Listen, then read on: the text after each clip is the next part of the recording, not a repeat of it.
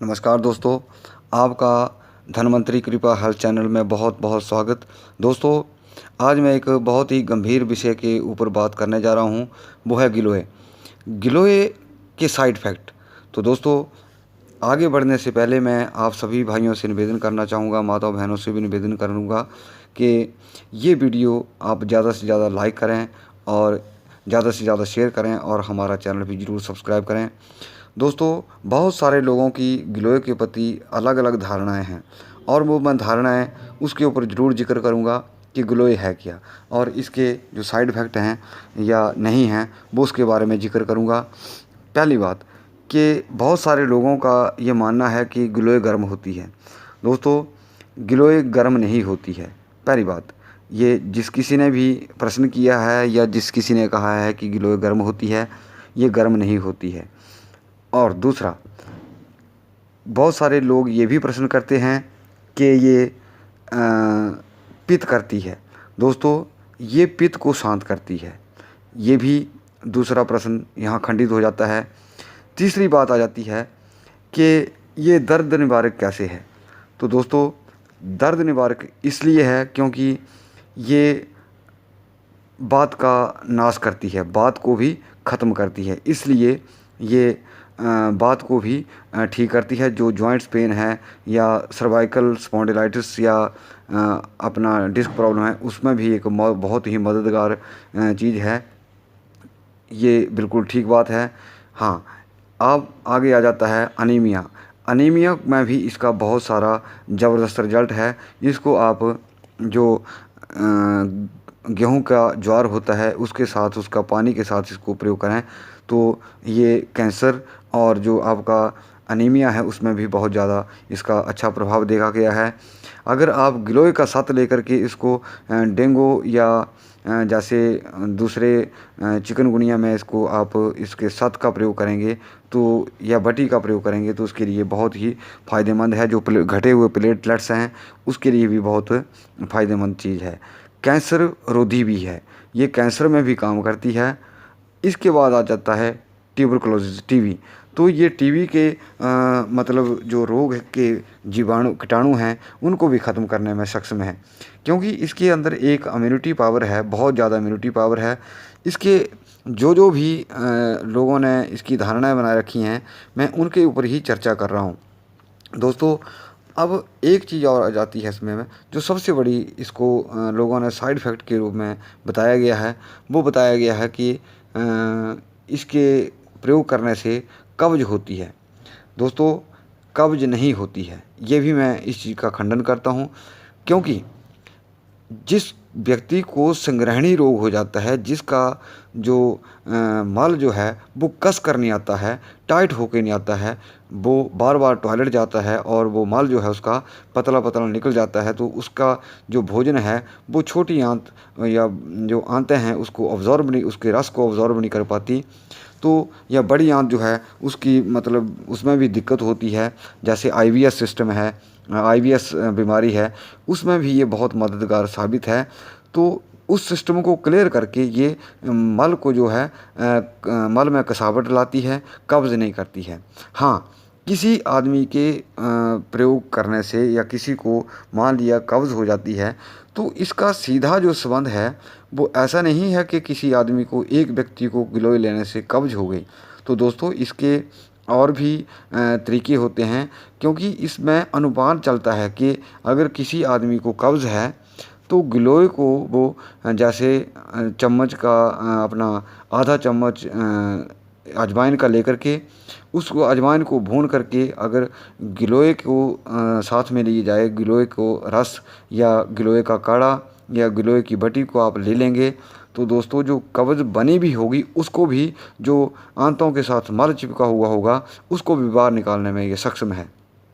तीसरा, अगर किसी व्यक्ति को मान लिया कब्ज रहती है, वो आंतों के साथ चिपका हुआ मल है, तो आप इसको रात को एक डंडी लेकर के उसको कूट करके आप इसको दूध में बॉयल करके आप इसको पिएंगे और छान करके इसको पी लें तो ये कब्ज में भी बहुत फ़ायदा करती है। तीसरा, बहुत सारे ऐसे मैंने कमेंट्स देखे हैं कि गिलोय क्या कब्ज कर जाती है।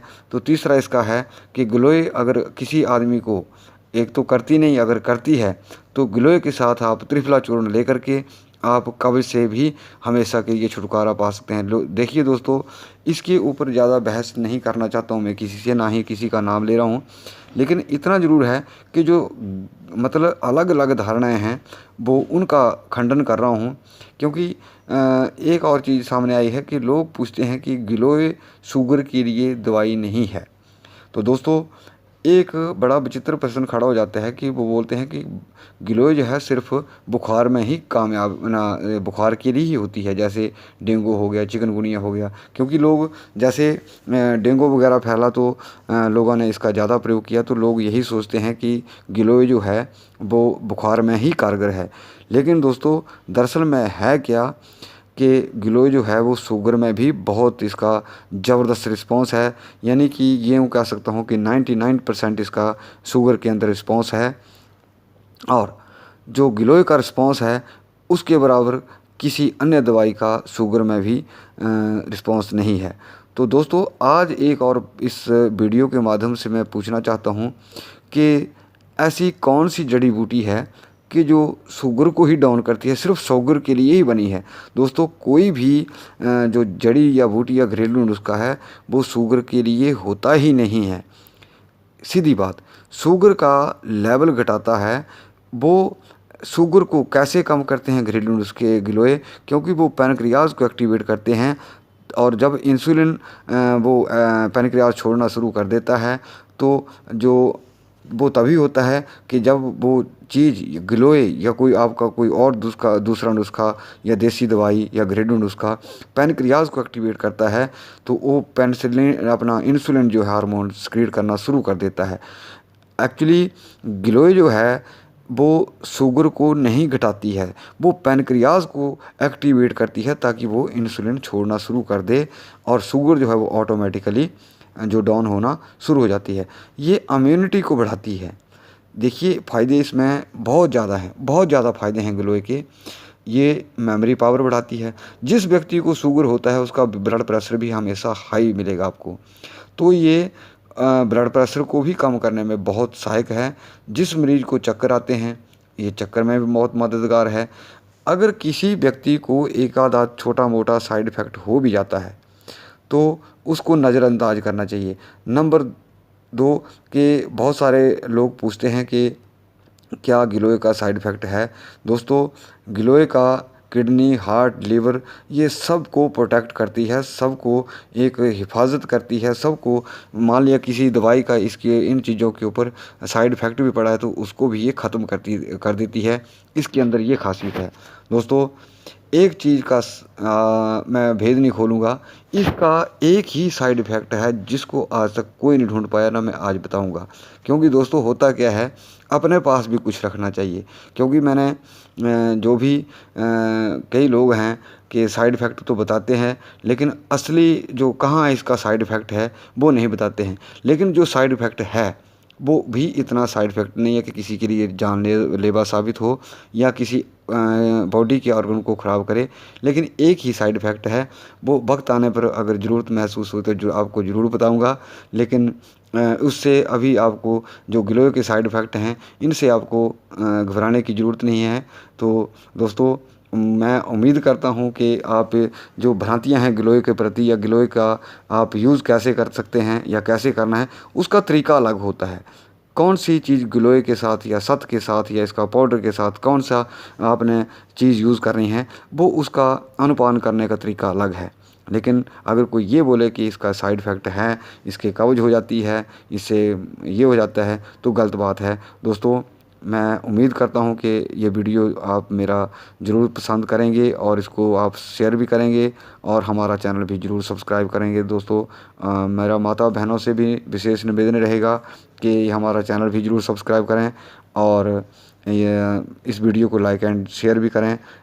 तो इसी के साथ दोस्तों, धन्यवाद, नमस्कार।